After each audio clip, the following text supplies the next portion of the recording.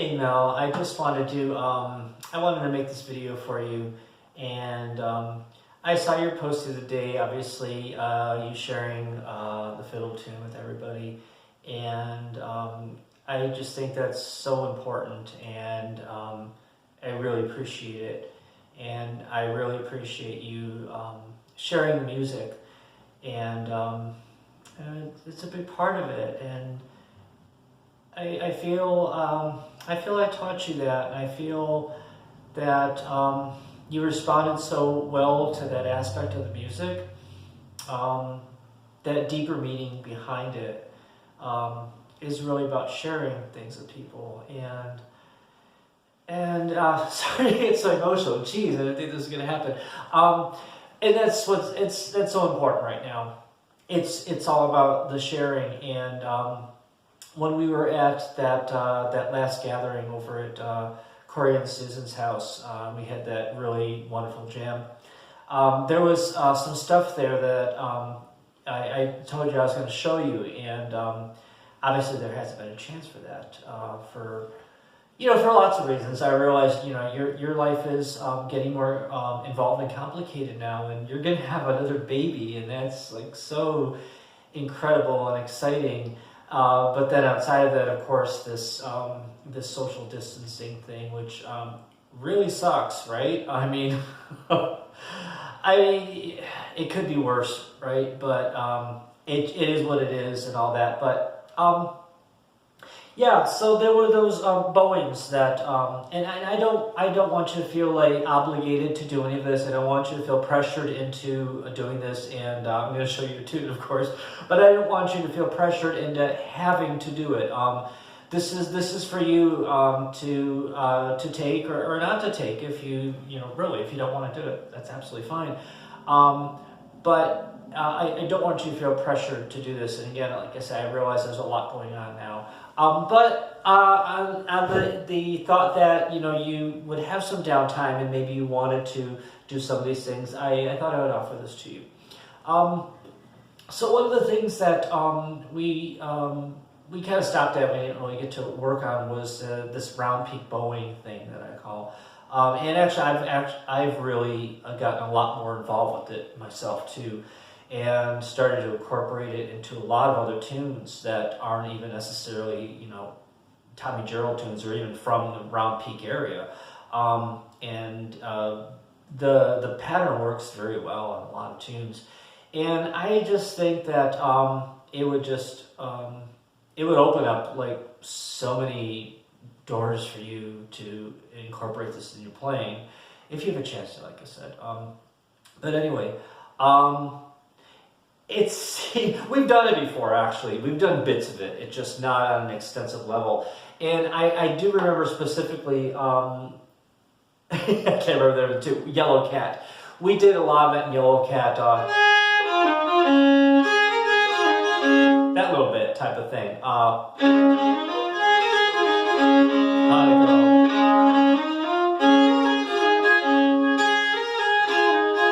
So it's that down, up pattern, which I, lack of a better term, I call it the round peak thing, the round peak bowing pattern. I just found out that Brad Leftwich, apparently, he did a lot of study with Tommy Gerald. I think somebody just told me that he calls it Tommy's lick. I didn't know. I mean, I don't know if Tommy Gerald made it up. He could have, I suppose, but I kind of doubt it. But anyway, no disrespect to him, of course. But I call it the 1-2-1-1 because it has to. A lot of the bowing patterns in old time, they don't have names.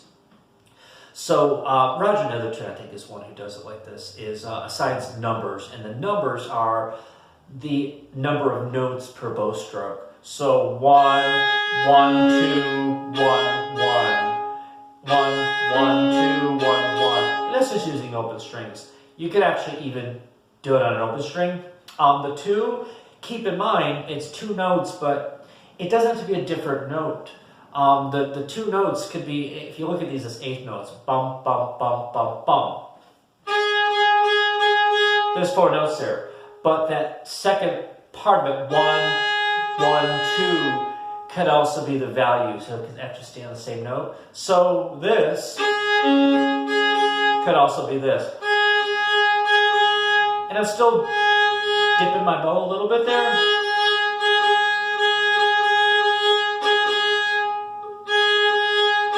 But it's still staying on the same note. We can also change notes on that. I'm just making up that little pattern, right? I'm not in cross A.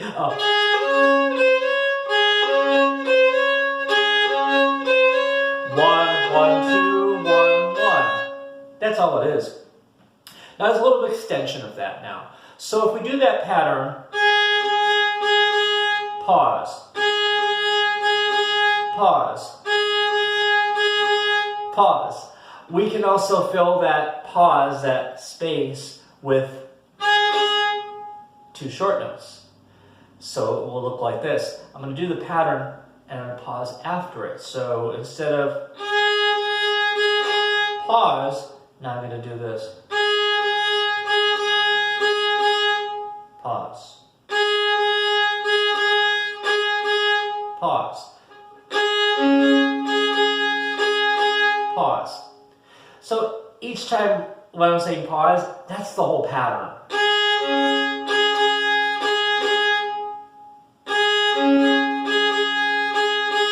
Now if we don't pause and we string it together, it sounds like this.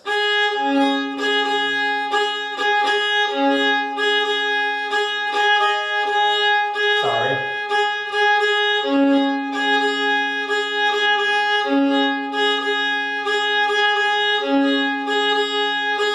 You notice I'm kind of dipping my foot a little bit. Each time I'm dipping it, that is the beginning of that pattern again. And I'm explaining like this because when I teach it to people, most people get confused at where it starts and where it begins and ends when you string it together. When you start stringing it together and do a little faster,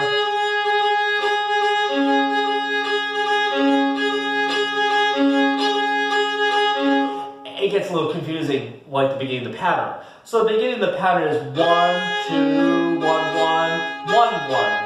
1, 2, 1, 1, 1, 1. That's the whole pattern. We string it together.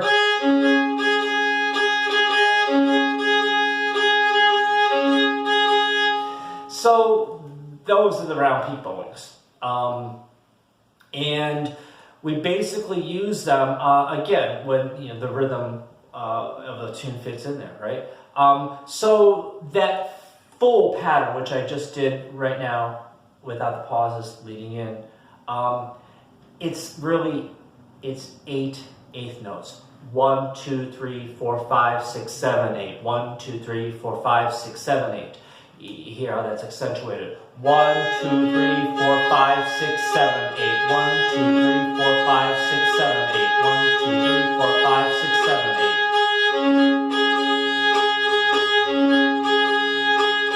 See how that works. The other one is 1, 2, 3, 4, 1. 1, 2, 3, 4, 1. So that's literally like 4 eighth notes and quarter note. 1, 2, 3, 4, 1. 1, 2, 3, 4, 1. So we're doing the 1, 2, 3, 4, 1. And put that little thing in between. That's it. Okay. So that's the round peak bowing pattern. It's very useful for a lot of tunes. You can put it in place of saw strokes. I just think it gives a different drive and a different flow instead of like all saw strokes. Sometimes all saw strokes just, I do a lot of saw stroke. Sometimes all saw strokes just seems like I'm sorry, I want to do something else. I don't really want to learn pairs. I don't want to do anything other than something really, really fancy. So the round peak bow pattern really comes in handy in those places. So that's the basis of it. That's really it. So let me show you a tune that has that in it, and I'm choosing this tune for a couple reasons. One, I really think you'll like it, and two, I'm almost pretty sure that we played it at Corey's and Susan's house. I led it, and I think I was just kind of learning it then. And it's a D-tune, obviously. So I probably should have mentioned before I started this, I am tuned, to high bass D-tuning, ADAE.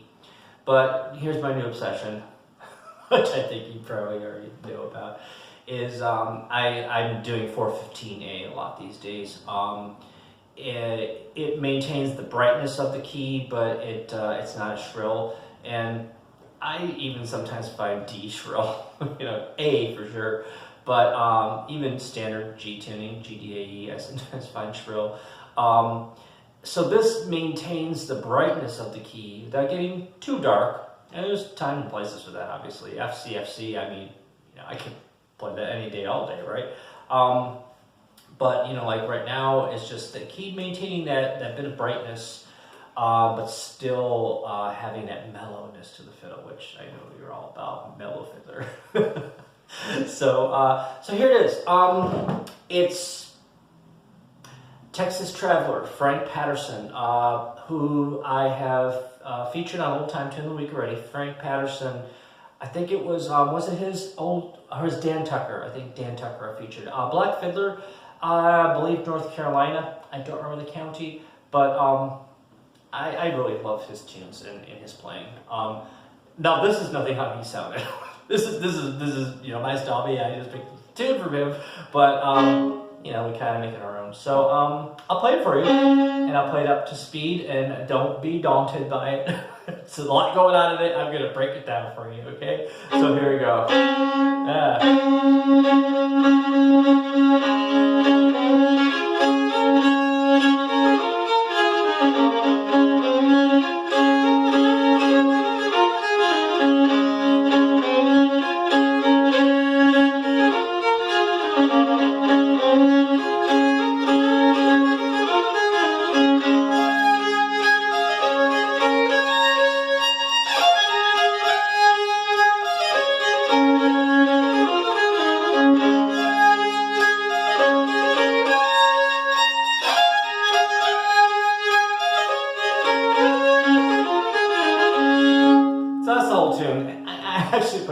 Faster than I expected to. I guess just my excitement got to the better of me. But anyway, like really slow. So even at that speed, you can probably hear what's going on there. I'm using bow rocks, obviously there in the beginning. A lot of this kind of swishy kind of bow thing.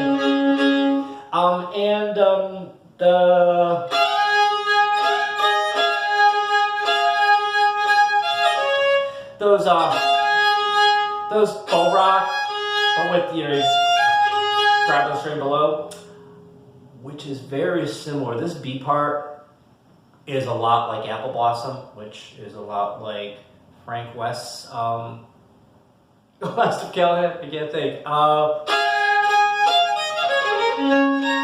Ew.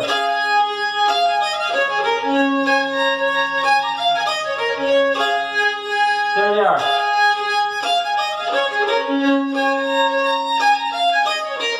So those little, it's in this tune as well. You approach them the same way. And so anyway, this tune, so the Texas Traveler, the A part to me sounds a little like Cumberlinga. I can't think of Cumberland Gap, no, sorry. It's like Cumberland Gap, maybe I should have said that. It moves like Cumberland Gap, and the B part, again, moves like Apple Blossom / Frank West, Last of Callahan. Anyway, so those are really the bowing techniques. There's a couple where we're in pairs. 1, 2, 1, 1, 2, 1. I think we've done that before. To me, that's like a connecting block, like it's taking you from one place to the other. And the round pick.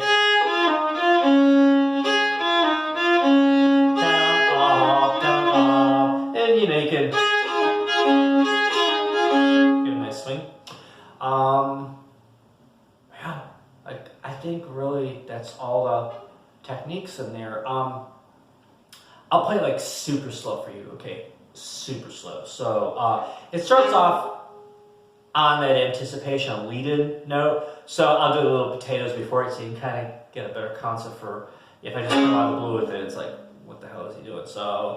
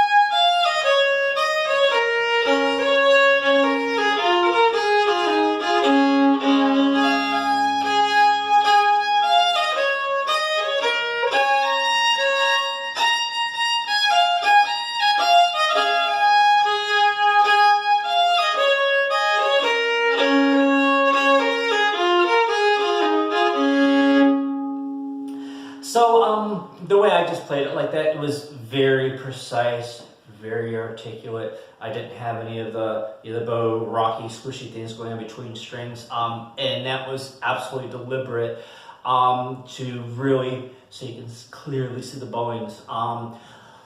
Let me do it again and attempt to do it without all the drones. It may make the melody part a little clearer. And again, the bowings are going to seem very linear on the strings and very smooth and very, very straightforward, maybe with, you know, not as much groove, I say, or maybe swing. I think the swing might be there, but again, it's going to seem sterile, but that's just totally so you can get the bowings, okay? I will attempt to do this without all the drones. Attempt, right? So I'm gonna do the, losing some hair here. I'm gonna do the potatoes lead in because again, it starts on that notice 1, 2, 1, 2, 3, 4, and yeah, so it starts like 4. So.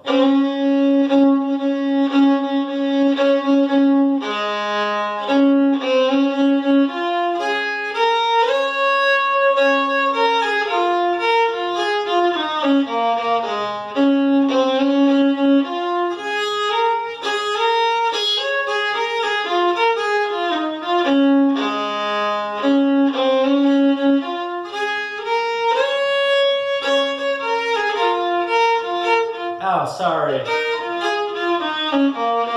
Sometimes slow is hard. I'm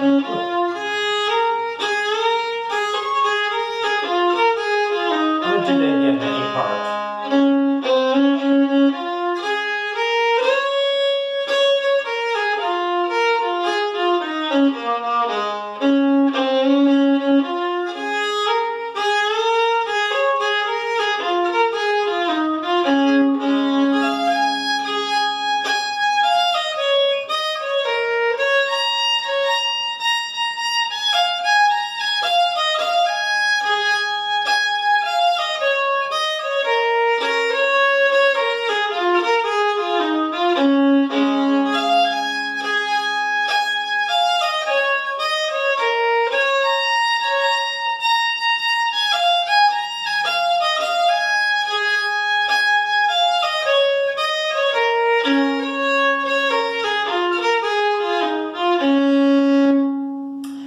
Outside of that little glitch in the A part, sorry. I think you could probably see where those round peak bowings are. One that is, it may take a little getting used to, because again, we've done it before, but they're generally, when we do them, I think we pretty much kept it like on one string. And there's that one part, that little bit in the A part, which I think is really super cool.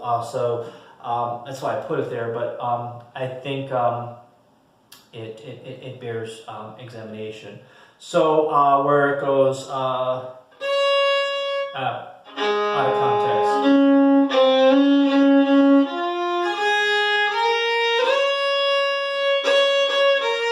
Here.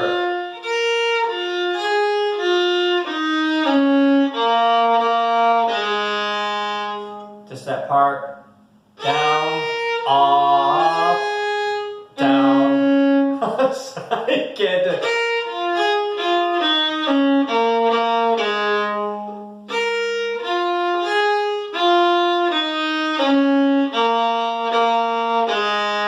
So it's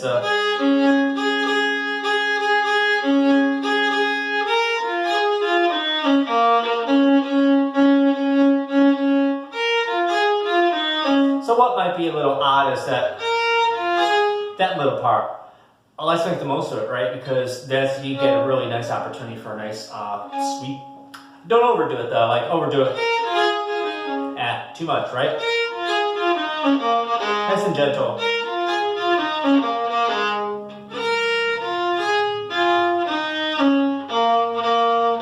Very placed.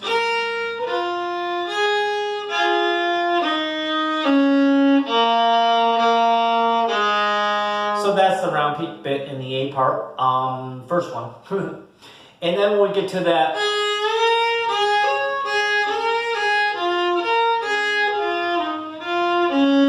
there's some of it going on there too. So notice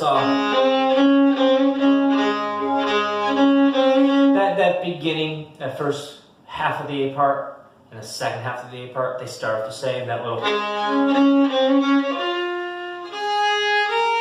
right? But the first time we do it, we do this both separately. And the second time is, notice there was that slur there. You want to slur that A and that B because it sets you up for what comes after it. And you want that to start on a down and on a pull.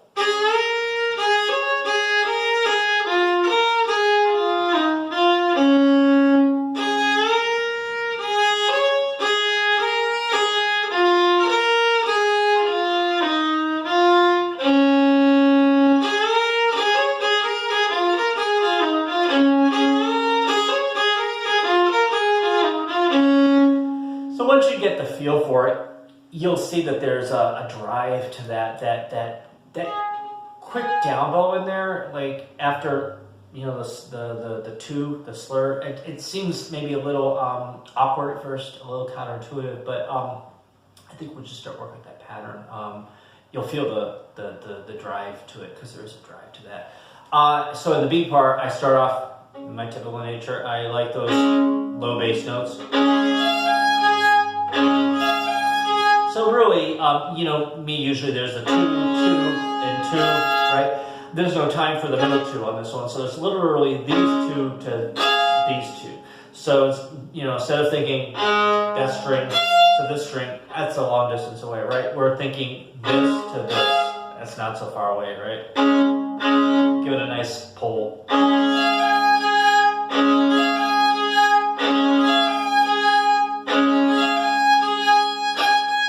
There's the pairs, another rock, here's a round peak.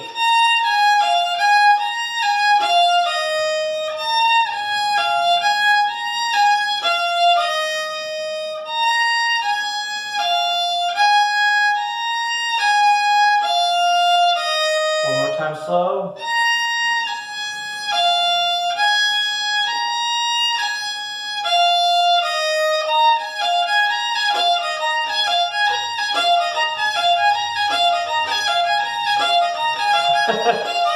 So you could kind of get into a real loop drive with that. So there's the round peak bit in there. Then after that, there's the rock again, pairs. And now this is a little different. There's a little bow rock there, but doing it all on a pull. So there's 3 on that push up bow.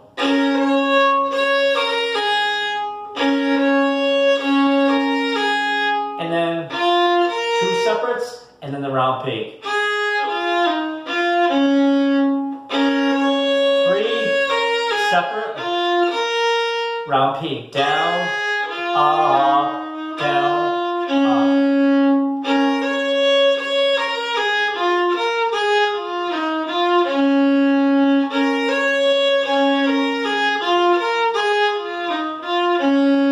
And I like to, I like those little leaded things.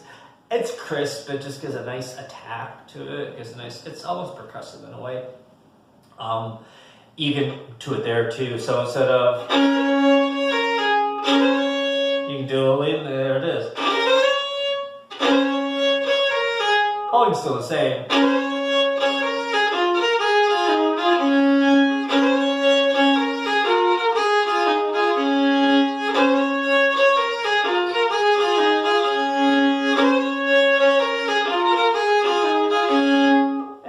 Together. That's all it is, really. So that's just like taken apart and really, I'm maybe demystifying it a bit. We'll play it again, not as fast as I started off with.